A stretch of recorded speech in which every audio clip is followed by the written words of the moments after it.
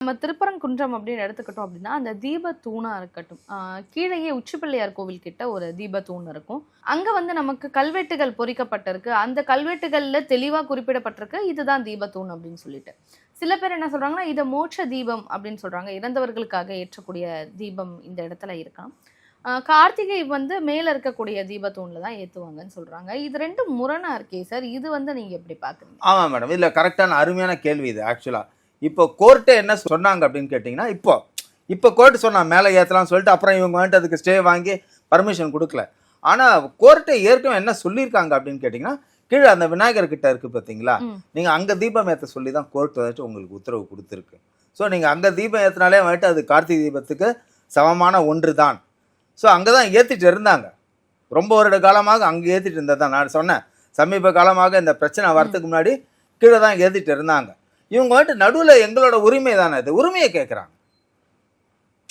எங்களோட உரிமையை மட்டும் நாங்கள் கேட்குறோம். எங்களுக்கு அங்கே ஏற்றுறதுக்கு மட்டும் உரிமையை கொடு. அதனால் நாங்கள் வந்துட்டு வேறு எதுவும் கேட்கல. எங்களோட உரிமை, எங்களோட தீபத்தூண் அது வந்துட்டு நில அளவை கல் கிடையாது. எங்களோட உரிமையை கேட்குறாங்க. ஃபஸ்ட்டு கோர்ட் என்ன சொல்லிச்சு, இந்த வாட்டி கோர்ட்டே பர்மிஷன் கொடுத்தாங்க. திரு சுவாமிநாதன் அவர்களே கொடுத்து அது ஏதோ ஒரு சில அரசியல் காரணங்களுக்கோசரம் ஸ்டாப் பண்ணிட்டாங்க. திடீர்னு 144 போட்டு எல்லாம் போட்டு அது ஒரு சின்ன இதாகிட்டு ஏற்றக்கூடாது அப்படின்னு சொல்லிட்டு அப்புறம் திரும்பி என்ன பண்ணாங்க, எப்பயும் போல் இந்த விநாயகர் கிட்ட இருக்கிற தீபத்தூண்லேயே ஏற்றிட்டாங்க. ஸோ கடவுள் வந்துட்டு நீங்கள் சொன்னா போல என்னோட நோக்கத்தில் கேட்டிங்க, கடவுள் வந்துட்டு எங்கே இருந்தாலும் வந்துட்டு ஏற்றுப்பார் மேடம். நீங்கள் தீபத்தூணில் ஏற்றினாலும் கடவுள் ஏற்றுக்கு தான் போகிறாரு. விநாயகர் கிட்ட இருக்கிற தீபத்தூணில் ஏற்றினாலும் கடவுள் ஏற்றுக்கு தான் போனார். இதில் வந்துட்டு மாற்று கருத்தெல்லாம் ஒன்றும் கிடையாது.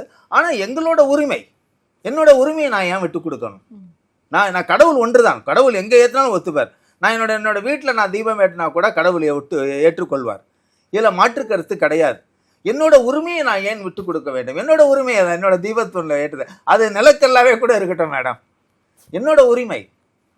ஆனால் ஆன்மீகம் வந்துச்சுன்னா இங்கே ஏற்றினாலே கடவுள் ஏற்றுப்பார் மேடம். நீங்கள் கேட்டீங்க பார்த்தீங்களா, அருமையான கேள்வி. கடவுள் வந்துட்டு கீழே ஏற்றினாலும் ஒத்துப்பார், ஒத்துக்க இருக்க மாட்டார்.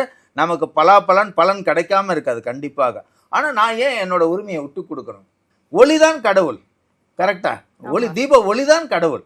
அது நீங்கள் திருவண்ணாமலையில் ஏற்றினாலும் ஒன்று தான், திருப்பரங்குன்றத்தில் ஏற்றினாலும் ஒன்று தான்.